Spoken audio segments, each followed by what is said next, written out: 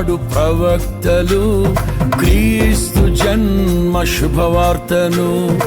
ఆశించే నాడు కన్యలు ప్రభువుకు జన్మనివ్వాలని ప్రవచించే నాడు ప్రవక్తలు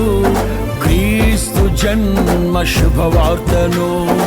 ఆశించే నాడు కన్యలు ప్రభువుకు జన్మనివ్వాలని తండ్రి చిత్తమే నెరవేరగా కన్య మరియకే ప్రాప్తించగా జన్మించే యేసు మహారాజుగా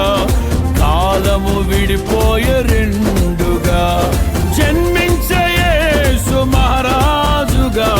కాలము విడిపోయే రెండుగా స్తుతియు మహిమ ప్రభావము